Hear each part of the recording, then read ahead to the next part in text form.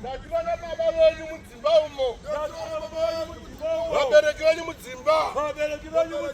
Mukrisimasi ino. Vavaise maoko muhomwe. Vachifarawo. Kuti mwana womunhingi andiitirawo zvakanaka.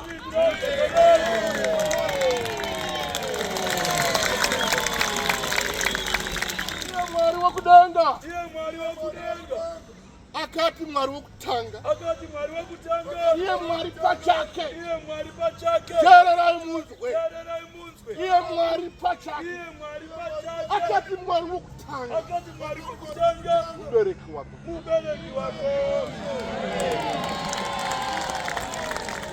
chero achinzi anoroya